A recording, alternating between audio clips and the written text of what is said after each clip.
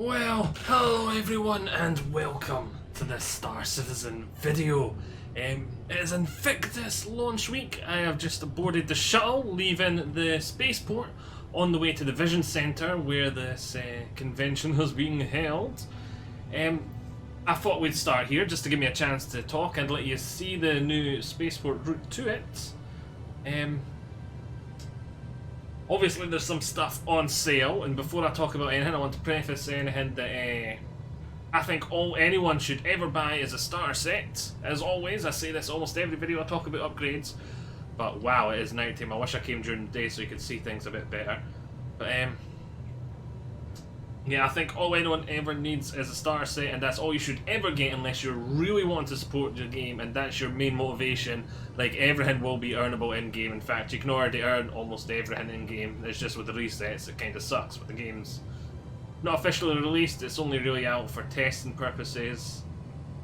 Yeah, I really should have came during the day. You cannot see a thing and it looks like we're going through clouds and all sorts.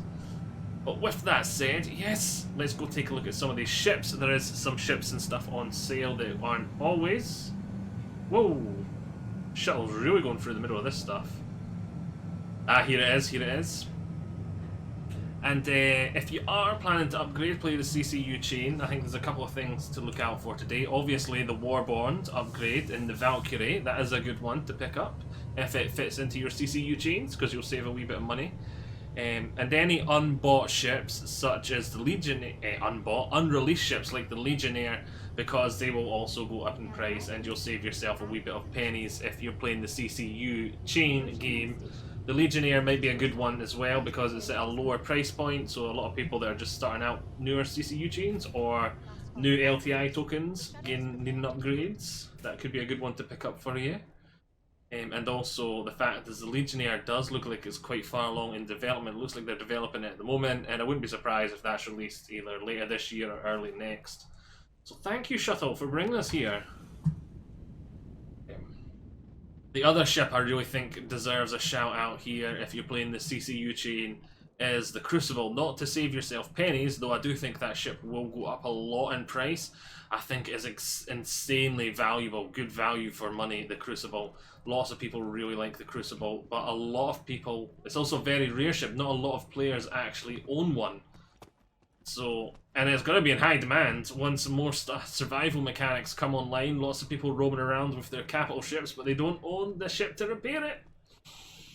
So yeah, your services will be in high demand. Now, this is the first time the convention has been at this centre, so I'm excited to see it and look around. So yeah, we've got this statue. This has been at the mall. It's a very nice statue, like you can stand there.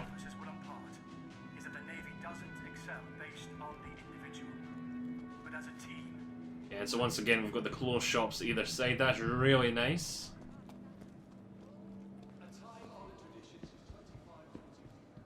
Let's go on and view the first day then. It is Anvil Day. In case you were wondering, there we go. We can see the days here, the event schedule. Let's go to the Expo Hall. Oh, that's the Expo Lobby. Oops. Convention Hall. Let's go. Because this is all pretty much the same as before. So I've never even seen this. I've been avoiding spoilers, so this is my first time I'm going to see this layout, this hall, this everything. Celebrated since 2541, Invictus gives the public an opportunity to see the latest. Ever want to see what life is like aboard a capital ship? Navy fleet. This year's Invictus is offering a rare opportunity to explore an active-duty Javelin destroyer. Yeah, that'll be the same as last year. We had that last year as well. Look at some of your favorite manufacturers. Actually, if we go... Check the daily schedule. I've not checked yet. Can we see... To take advantage of all the exhibits this year's Invictus. Yeah, last time there was a marker telling you where every day to see the full the fleet was technology now available at any one time. The Navy would like to thank our private and corporate partners. A recruitment center. Invictus, the best yet. See, this hall looks identical to the one that was on New Babbage, so far I'm a wee bit disappointed in that. Okay, so it's just an identical hall in every way, shape and form, so it's just a carbon copy. Oh, the halls up until now have always been different. on the different cities, it was different.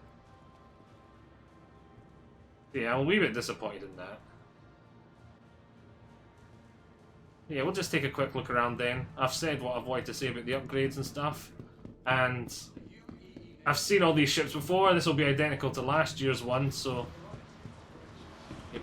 So you got the Arrow, just in case people didn't see last year's one and they want to just stay looking in this video, we'll take a quick glimpse around them. So there's Arrow, light fighter, really fast, really nimble.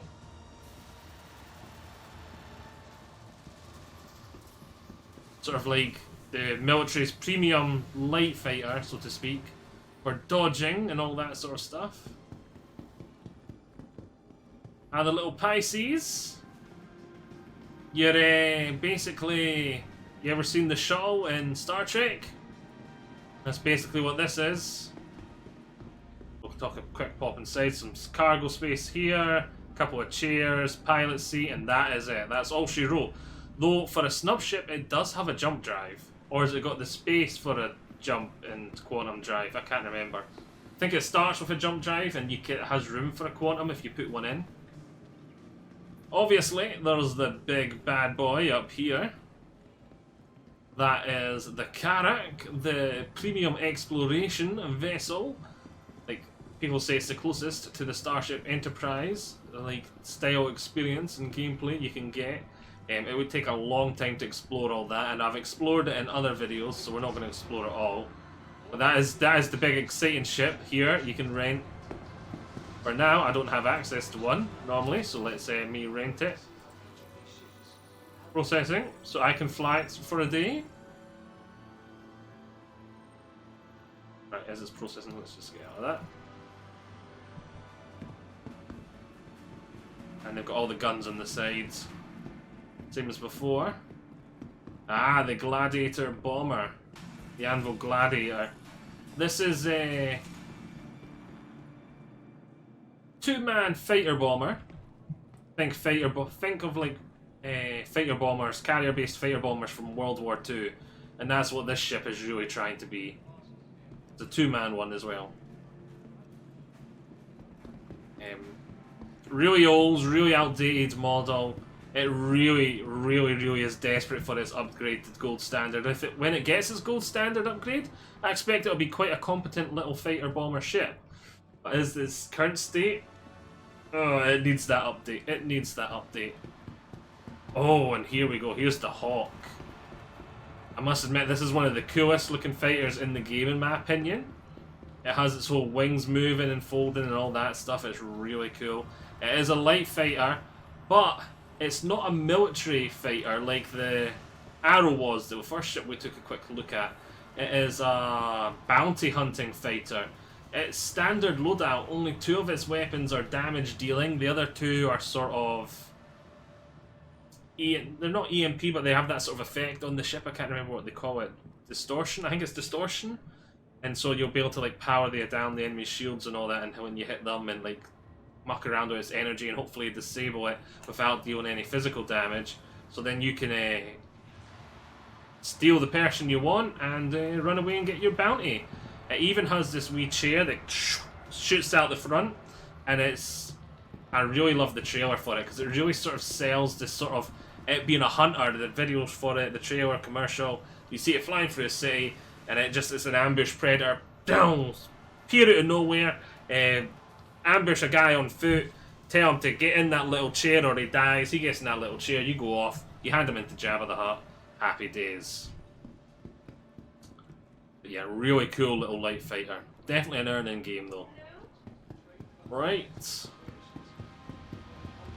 Terrapin, the military's premium scout, has really good sensors, really good at gathering information, has really good armor. Way overpriced outside of game as far as I'm concerned, but really good price in game. Will be really good at what it does, but quite niche. The NPCs I think are more interested in the wall. Right, and I think that was everything. Up here we've got the downstairs to do, and then one of the halls were open, weren't they? One of the side halls, which I think it was this one. Hall 2 and 3. We'll pop in here. Oh! Oh! Oh, oh, there she is. Oh, isn't she beautiful? The lightning. This is the new state-of-the-art military fighter, heavy fighter. We got information here, yeah, the F8 Lightning. Firepower galore. They are so cutting edge that only the best of the best pilots are given them at the moment. Like, they're the creme de la crop, fresh off the production line, just in the moment being slowly introduced into the military. Given it, yeah, no wonder there's a crowd here for the F8 Lightning. I don't blame the people. I do not blame them. Yes, in-game for NPCs only at the moment. You can steal them, some of them though. I've seen people steal them.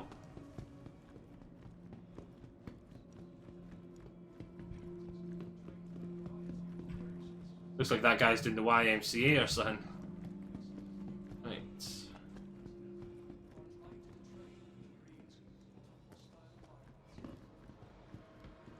There's the F8 Lightning again. So you can actually get in it.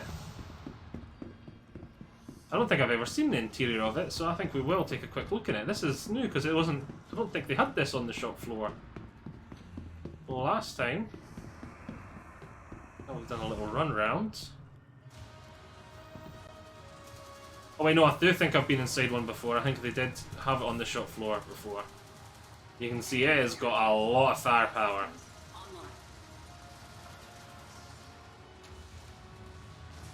Nice little cockpit.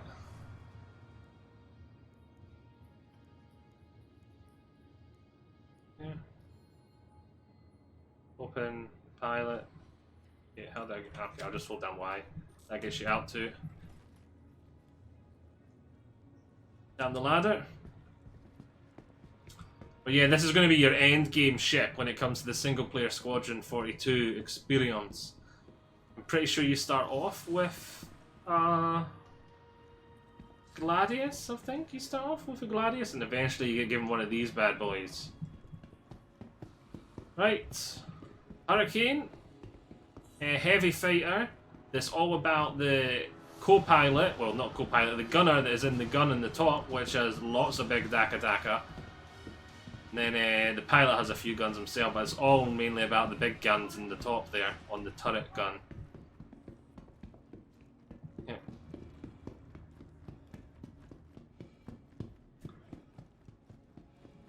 Then the big troop transportation, the Valkyrie. For your military invasions. I don't want to rent it, I want to open the hatch. I'm too lazy. You've just seen the interior of it on before in a few videos. You can see hatches on the side with guns that come out the side there. It's all basically getting a couple of units of infantry down to land with maybe some APC support as well in the back. Out that rolls, out the troops roll, it flies off and goes back and gets more, or gives them some cover with its limited gunship capabilities from the air. Ah. The F-7A Hornet, the military's main premium fighter at the moment. It's a medium fighter, and basically that F-8 Lightning we're over there looking at, these are what is slowly replacing. So these are the premium fighters there at the moment, but they're old. They're extremely tanky, they've got a lot of firepower, they're solid, they're great, they're good at what they do. They're quite a good medium fighter in game at the moment. They're not great for PvP, I do not believe, but I don't keep up to date on the PvP. But they are outstanding for PvE. And then you got the little version of it here. This is just the basic, the civilian variant of the military, which you see it's lost its big turret on the top, though you will be able to put that back in with aftermarket products kind of thing. Though it still won't be as good as this bad boy here. You can see it's down armored, down gunned, that sort of stuff. So a hell of a lot of firepower there too, with 6 guns. What else? Right, I think we just need to go downstairs and view the holo stuff. That's the main fighter for now. And that's what's starting to replace them. Rolling off the production as we speak.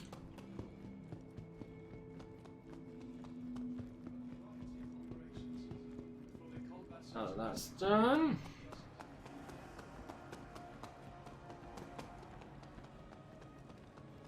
We'll pop downstairs and that'll be today's one done, and then we'll be back in a couple of days to have a quick talk about the sale and to look at the other ships. I must say I'm disappointed that this is an identical showroom as to the one that was in New Babbage.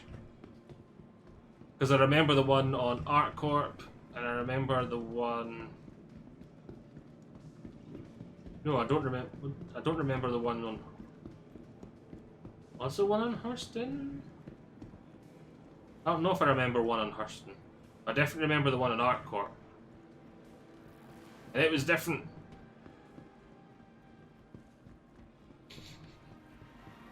So when I seen the New Babbage one, I expected them all to be different. When I seen the one on ArtCorp, I think it was this. Ah yes, here we go. This is the Ballista.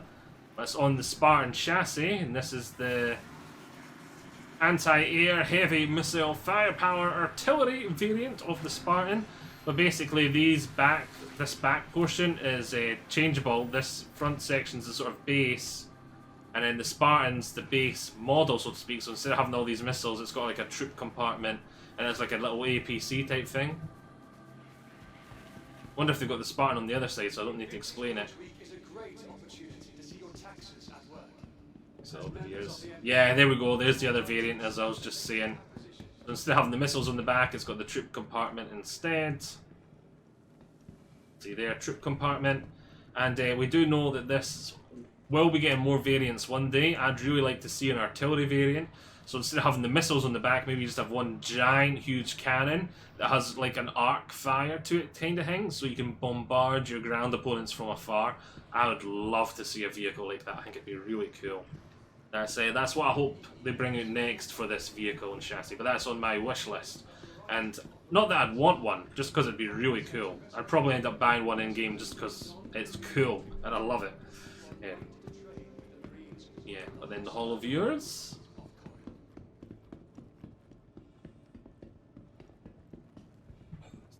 What is that?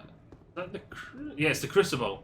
Let's say it's, yeah, there we go. I definitely recognise it. It's just from the front I didn't recognise it, but I definitely recognise those wings. And then when I realised those were the arms, yeah, that's the Crucible. This is the ship I was on about. Its job is basically a flying garage. It uses the arms to repair capital-sized ships. Aerospace. Yeah, Crucible. Here, from the front, the Scarab, as they call it, looks different. I think it's because it's folded down instead of showing the roof over the top. I think that's why it looks different from the front. I'm used to seeing it, the Scarab, which is the like garage bit that parks in it. Because that comes away. It can drop that off. That internal bit there, it can drop off, and then those two arms on the side stay with it, and then it repairs capital ships that way using those two arms. But then that garage is for like smaller ships to park in it, so it can repair the smaller ships and have them parked and refueled and that sort of stuff. So yeah, I'm looking forward to that one. That's the one that I think is extremely good value, and I think is very rare for players to own in comparison to other ships. Oh, this is one of the other ones I recommended picking up at the start, only if you're doing CCU chains. I don't think this is a good one to actually own like the ship we talked about just there, but I think it is a great part of the CCU chain, or an LTI token if you're looking for an LTI token at the moment, though the new Drake ship coming out in a few days might be better as an LTI token, especially if you don't want to spend as much money at this point in time. Yeah, the Legionnaire. Pleasantly surprised with how cheap it was, because I would have assumed it would get the dropship tax, but I didn't get the dropship tax. For pixels it's still extremely expensive, but compared to the Valkyrie, for example, it's cheap as chips. And here's the last unannounced ship. This would be a good LTI token, not LTI token, CCU chain, or to pick up an upgrade if you're thinking about getting one at the moment, because it will go up in price when it's released, though I don't expect it to be released anytime soon. I'm guessing 6 months after like 0 to 6 months after we get Pyro, whenever that is, I expect this bad boy to drop, because we're going to be, excuse me, needing stuff like this once Pyro gets here. But yes, it's the mini carrier, the pocket carrier, the Anvil Liberator. It is basically what it says on the tin.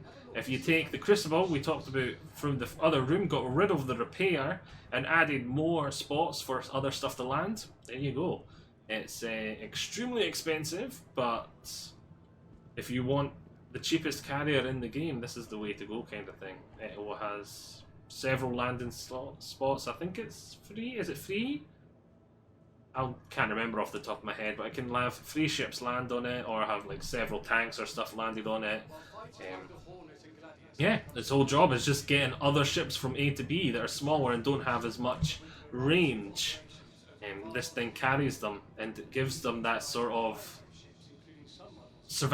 not survivability, but that sort of range that there is a better term for it, but you know what I mean by range. Like normally, like a little ship, a little fighter would have to make 40 fuel pit stops when just going around a very large through a few systems, whereas this one will be able to get them from A to B without stopping, kind of thing. And for areas like Pyro, where your chances to refuel and rearm and repair are very few and far between, you're going to need to bring those places with you to refuel and rearm and repair. And this light repair, because I'll emphasize light repair, because this isn't a repair ship, it is literally just a flying parking spot for a few ships. Yes, that's everything in our Anvil Aerospace Day. I don't expect the other ones to be as long, because we had the flight here. We're not going to do that next time, so it'll probably be about 10-15 minutes long for all the other ones. Hope you have enjoyed this. I shall see you all in the next one in a couple of days. Bye-bye. Bye.